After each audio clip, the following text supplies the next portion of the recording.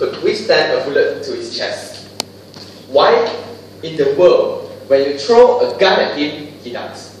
He does. He dies. He dies. Why? What did you watch? Anyway, okay.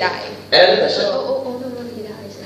Are you the friend that you want? Are you the kind of friend that you want your friend to be? Think about it. Think about it.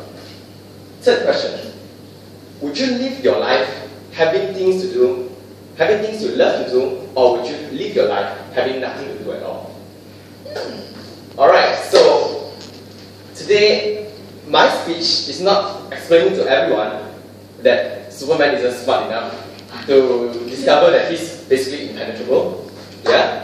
My speech is to embark everyone on a journey of thoughts. Alright? Think. To challenge everyone in this room to think. Because thinking is evolution's greatest gift to mankind. Alright, before we start, let's start with the site of actually where thoughts came from.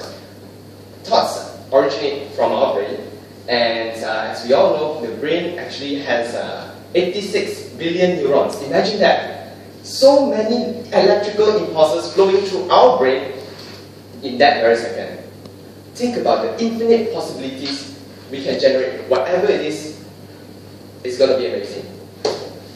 Okay, alright.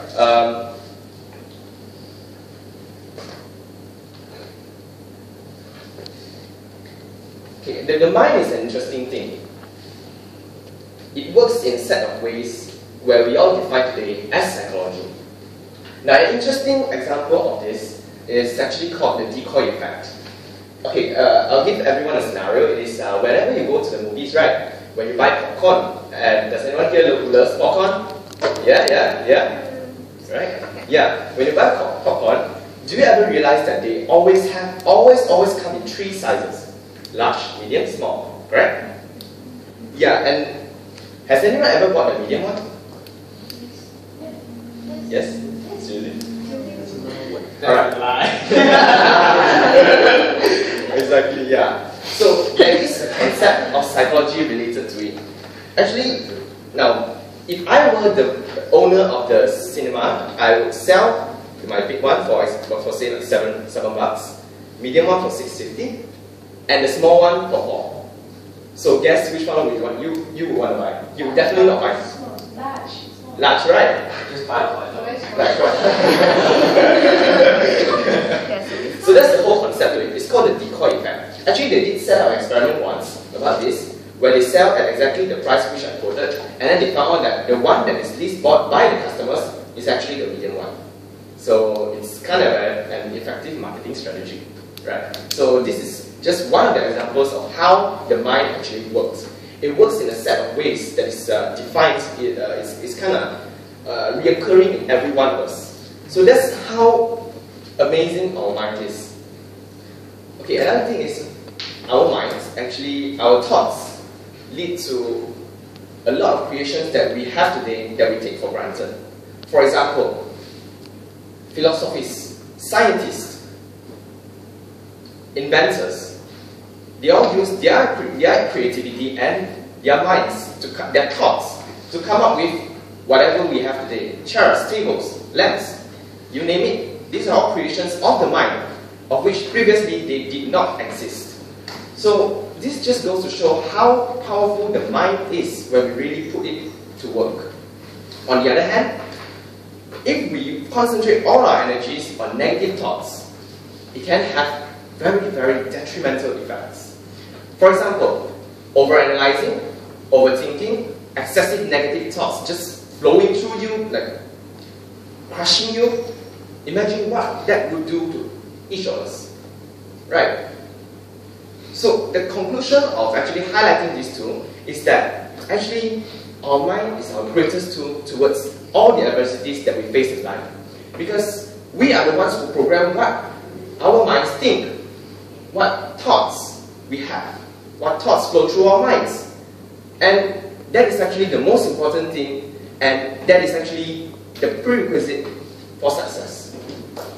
Now, and a speaker, a famous speaker, once said, and I quote, his name was a Singaporean coach.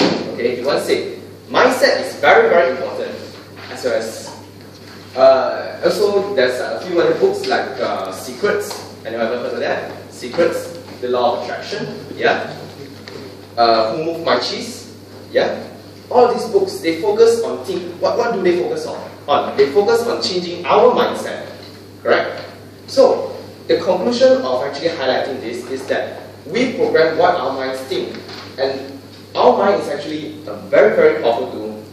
And that is why we should always challenge ourselves to think beyond and to think further, to expand our thoughts. Okay, so Albert Einstein once said, the physical concepts are free creations of our mind and are not in whatsoever way affected by the physical world, by the external world, sorry. That's actually a quote from Albert Einstein, and actually that just shows how powerful the mind really is when we put it to good use. So in conclusion, today my speech is to ask everyone, is to reach out and to call out to everyone to think the right things, to always challenge yourself, to lift yourselves up, to think about everything, to analyze everything, and to gain new information so that new beginnings can be created, and to strive to think each and every day. Thank you very much.